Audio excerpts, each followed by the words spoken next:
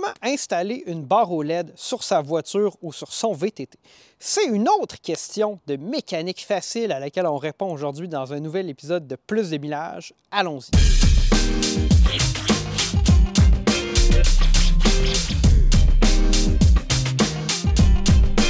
Le cobaye qu'on va utiliser pour l'épisode d'aujourd'hui, c'est un bon vieux Honda 4Trax 2x4 1994 et c'est mon bon vieux 4Trax qui est à la semi-retraite, fait à peu près 150 km par année au chalet et il y a seulement environ 2300 km au compteur, ce qui est vraiment pas beaucoup. J'ai fait appel à nos partenaires de Novesight qui nous avaient déjà fourni des phares OLED dans le passé que quelques-uns d'entre vous ont acheté.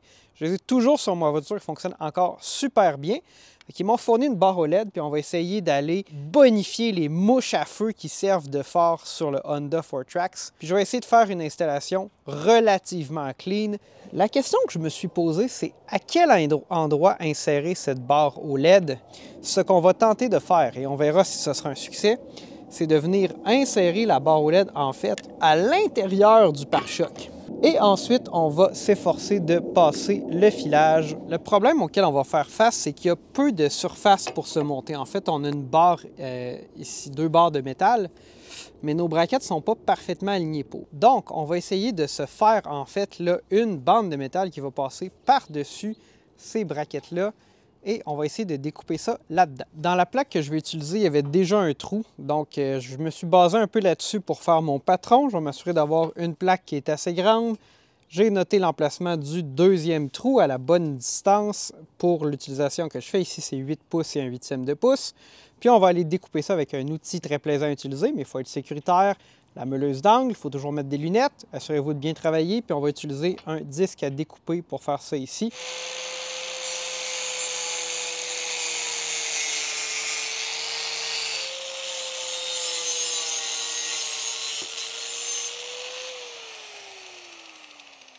Notre barre OLED Novesight venait avec toute une panoplie d'écrous et de vis. Donc, on va essayer de voir là-dedans qu'est-ce qu'on peut utiliser pour l'assembler. Notre installation préliminaire a l'air de ceci ici.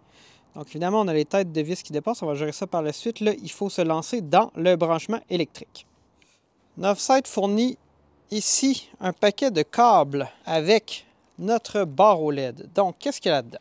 Ici, un petit bouton de commande, des terminaux pour la batterie. Ici, ça doit être un relais. Et puis, on a bien évidemment un connecteur pour la connexion vers notre barre OLED qui va se faire à l'avant.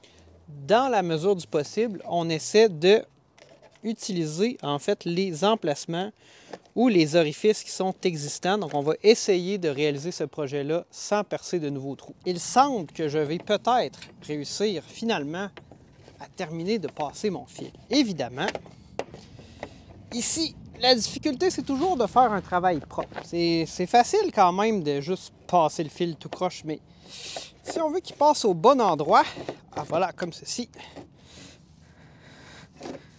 Voilà. Ça demande un peu plus de travail. Je dois aussi bien évidemment venir réinstaller la batterie adéquatement, donc la serrer en place.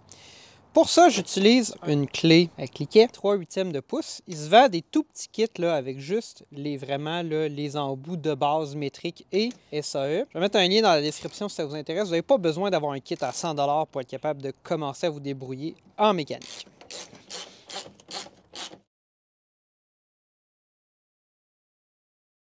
J'ai maintenant finalisé l'installation de notre petite barre OLED Novesight. Donc, on va regarder ce que ça donne par rapport aux lumières d'origine. Évidemment, il ne fait pas complètement noir, mais ça va vous donner une idée. Les petites lampes normales. Et puis là, j'ai installé le bouton à l'avant du guidon, ici, un peu en dehors du chemin, parce que ça commence à être quand même assez occupé ici avec le contrôle du treuil. Donc, quand on active notre lumière, bien là, ça va me donner beaucoup plus de profondeur, beaucoup plus de distance dans mon éclairage.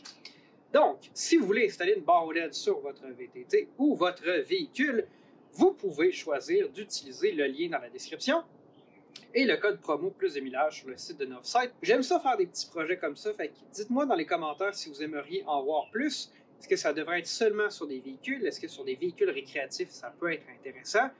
Vous pouvez nous répondre. Évidemment, j'aimerais ça un jour essayer un VTT électrique pour remplacer mon vénérable Honda 4Trax 1994 qui fête son 30e anniversaire cette année. Si vous avez aimé le contenu que vous avez vu aujourd'hui, abonnez-vous, cliquez sur la petite cloche pour être notifié la prochaine fois qu'une vidéo est disponible, puis on se dit à la prochaine.